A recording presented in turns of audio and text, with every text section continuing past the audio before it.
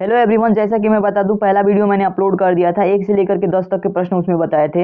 अब इस वीडियो में हम 11 से लेकर के 21 तक के प्रश्न बताएंगे और 10 प्रश्न इसमें बताऊंगा और आपका जो पूरा भौतिक विज्ञान है वो कंप्लीट हो जाएगा। लघु उत्तरीय प्रश्न इन्हीं से क्वेश्चन से पूछे जाएंगे, तो आपको बिल्कुल भी डरने की जरूरत नहीं है। जितने भी क्वेश्चन मैं बता रहा हूँ उनको जरूर तैयार करके जाइएगा। 100% गारंटी है कि आपके बोर्ड एग्जाम में यही क्वेश्चन आएंगे लघु उत्तरीय प्रश्नों की बात करें तो। ठीक है, ऐसे ही लॉन्ग आंसर टाइप क्वेश्चन को भी हम अपलोड कर देंगे, जस्ट अपलोड करेंगे, बिल्कुल भी टाइम नहीं लेंगे। और ऐसा नहीं है कि अगले दिन अपलोड करेंगे, अगला दिन आपका पेपर ही है। तो इस तरीके से आपका जो आंकिक प्रश्न है, जो न्यूमेरिकल टाइप के क्वेश्चन आते हैं वो भी आपको बताएंगे और फिर से लॉन्ग आंसर टाइप क्वेश्चन के भी आंसर बताएंगे। तो इस तरीके से सारे क्वेश्चन की तैयारी होने वाली है। वैद्युत चुंबकीय प्रेरण का लेंज का नियम क्या है? ठीक है, तो वैद्युत चुंबकीय प्रेरण के लेंज का नियम हमें बताना है। तो इसका आंसर हो जाएगा, किसी परिपथ में प्रेरित विद्युत वाहक बल अथवा विद्युत धारा की दिशा सदैव ऐसी होती है कि यह उस कारण का विरोध करता है जिससे वह स्वयं उत्पन्न हुआ है। ठीक है, तो इस तरीके से इसको आप याद रखिएगा। ये बहुत इंपॉर्टेंट आपके नियम है, ये आपसे पूछ ले जाएंगे आपके बोर्ड एग्जाम में। ठीक है,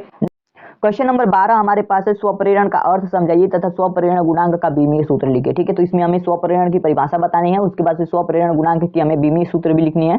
तो ध्यान से समझिए, सबसे पहले समझेंगे स्वप्रेरण होता क्या है। ठीक है, इसको देखिए, किसी कुंडली से संबद्ध चुंबकीय फ्लक्स के मान में परिवर्तन होने पर उसी कुंडली में प्रेरित विद्युत वाहक बल तथा प्रेरित विद्युत धारा उत्पन्न होने की घटना जो होती है स्वप्रेरण कहलाती है। ठीक है, स्वप्रेरण किसे कहते हैं? अगर किसी कुंडली में प्रेरित विद्युत वाहक बल भी यानी ईएमएफ भी उत्पन्न हो जाता है और विद्युत धारा भी उत्पन्न हो जाती है, तो वहां पे क्या होता है, उस घटना को हम स्वप्रेरण कहते हैं। और स्वप्रेरण गुणांक के बीमीय सूत्र की बात करें तो आप देख सकते हैं, स्वप्रेरण गुणांक का बीमीय सूत्र जो होता है ml के पावर 2 t के पावर -2 a के पावर -2 होता है। ठीक है, तो इसको याद रखिएगा, ml के पावर 2 t के पावर -2 a के पावर -2, ये होता है स्वप्रेरण गुणांक का बीमीय सूत्र। ठीक है, नेक्स्ट क्वेश्चन की बात कर लेते हैं। क्वेश्चन नंबर 13 हमारे पास है।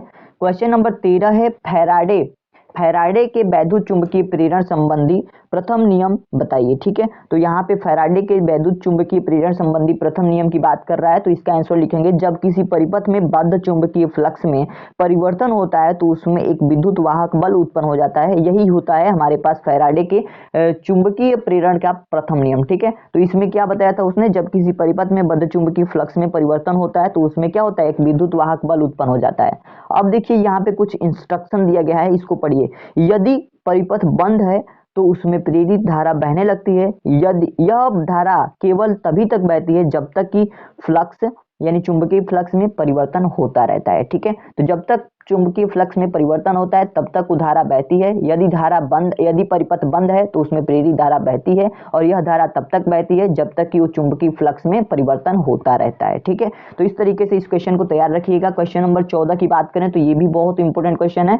वैद्युत अनुनाद से आप क्या समझते हैं? वैद्युत अनुनाद क्या होता है, इसी का आंसर आप जरूर याद करके जाइएगा। देखिए, किसी वैद्युत परिपथ की वह स्थिति जब किसी विशेष अनुनादी आवृत्ति पर उस परिपथ की प्रतिबाधाओं या प्रवेश्यता के मान परस्पर निरस्त हो जाएं, वैद्युत अनुनाद कहलाती है। ठीक है, वैद्युत अनुनाद कब कहलाती है? जब प्रतिबाधाओं या प्रवेश्यताओं के मान परस्पर निरस्त हो जाएं, तो वह स्थिति जो होती है वैद्युत अनुनाद की स्थिति कहलाती है। ठीक है, तो इस तरीके से इस क्वेश्चन को जरूर तैयार करके जाइएगा। नेक्स्ट क्वेश्चन की बात करते हैं।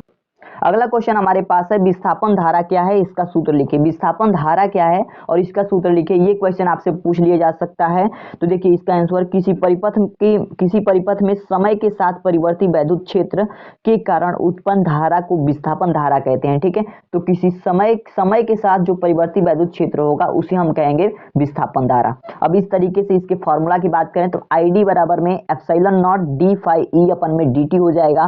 फाई बराबर E आपने फॉर्मूला पढ़ा है कि फाई वैद्युत फ्लक्स है, तो यहाँ पे E इंटू में A आ जाता है। तो इस तरीके से इस फॉर्मूले को थोड़ा सा मॉडिफाई करें तो एप्सिलॉन नॉट A dE अपन में dt, ये फॉर्मूला निकल के आ जाएगा। और इस तरीके से विस्थापन धारा का ये फॉर्मूला याद रखिएगा, ID बराबर एप्सिलॉन नॉट A dE अपन में dt, या आप इस फार्मूला को भी याद रख सकते हैं। और फाई बराबर E आपको पता है तो इस फार्मूला को मॉडिफाई कर सकते हैं। ठीक है, चलिए देखते हैं नेक्स्ट क्वेश्चन क्या है हमारे पास। क्वेश्चन नंबर 16 है हमारे पास, कला संबद्ध स्रोतों से आप क्या समझते हैं? ठीक है, कला संबद्ध स्रोत से आप क्या समझते हैं, ये बड़ा ही इंपॉर्टेंट क्वेश्चन है। देखिए, इसका आंसर क्या लिखेंगे, ऐसे दो स्रोतों को जिनके बीच कलांतर सदैव नियत रहता है कला संबद्ध स्रोत कहते हैं। इसका जो परिभाषा है यहाँ पे कंप्लीट हो गया, लेकिन थोड़ा सा आंसर को बड़ा करने के लिए आपको लिखना है, दो कला संबद्ध स्रोतों से हम अस्थायी व्यतिकरण प्रतिरूप प्राप्त कर सकते हैं।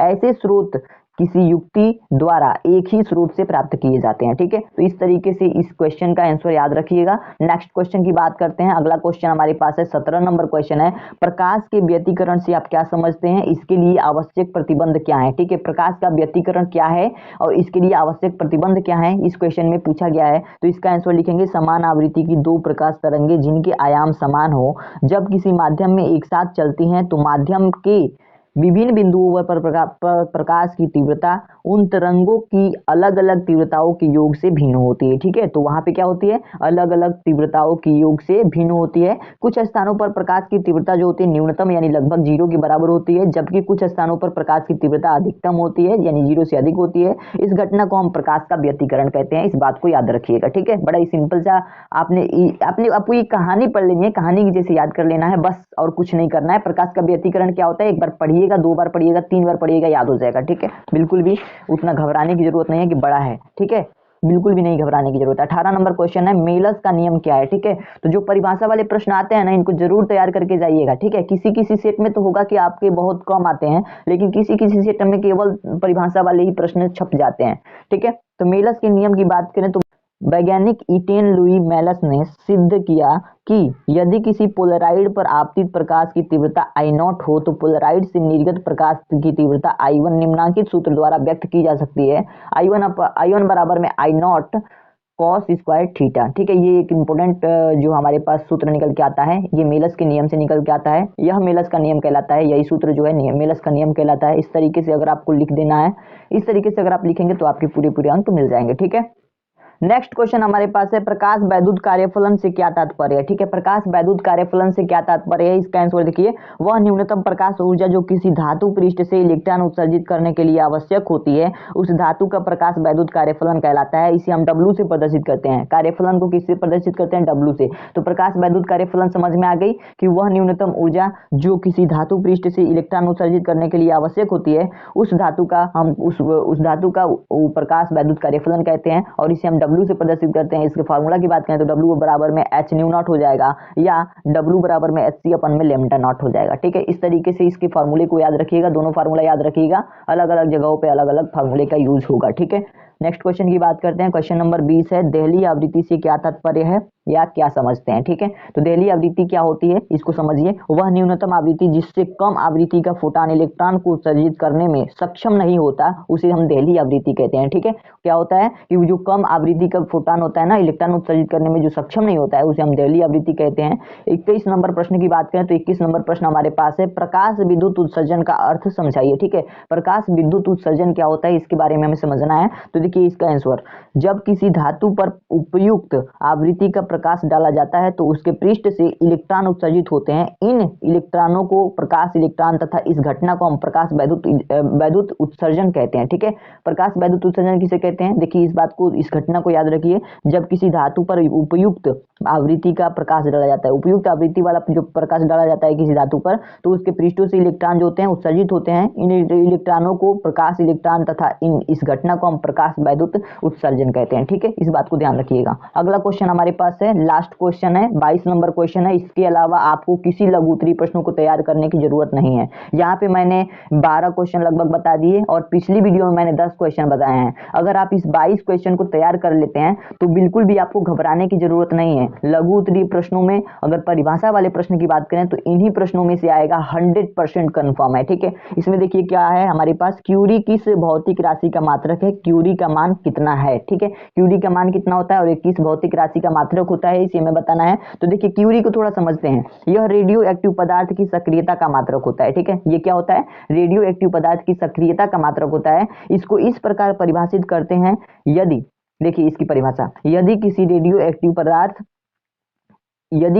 एक्टिव पदार्थ में 3.7 × 10 विघटन प्रति सेकंड होते हैं तो उस पदार्थ की सक्रियता 1 क्यूरी होगी। इसको इस तरीके से हम परिभाषित कर देंगे। अर्थात हम ये कह सकते हैं कि 1 क्यूरी बराबर 3.7 × 10 विघटन प्रति सेकंड होता है। ठीक है, इस तरीके से क्यूरी के भौतिक राशि के मात्रा की बात कर लेंगे और क्यूरी के मान की बात कर लेंगे, तो यहाँ पे आपके जो क्यूरी के नियम है समझ में आ जाएंगे। आशा करता हूँ ये 22 क्वेश्चन आप जरूर तैयार करके जाएंगे अपने बोर्ड एग्जाम में और 100% कंफर्म है कि जो लघु उत्तरीय प्रश्न होंगे ना इन्हीं 22 प्रश्नों में से आएंगे। ठीक है, किसी भी तरीके से आपको डरने की जरूरत नहीं है। जितने भी परिभाषा वाले प्रश्न हैं और सूत्रों वाले प्रश्न हैं आप आसानी से इनको याद कर लीजिएगा, और जितने भी इंपोर्टेंट न्यूमेरिकल पूछे जाते हैं इन्हीं क्वेश्चंस के सूत्रों पे पूछे जाते हैं। तो याद रखिएगा सारे सूत्रों सारे परिभाषाओं को। मैं अभी नेक्स्ट वीडियो लेकर के आऊंगा आपके न्यूमेरिकल के लिए। तो अभी के लिए इतना ही रखते हैं, मिलते हैं अगली वीडियो में, तब तक के लिए धन्यवाद।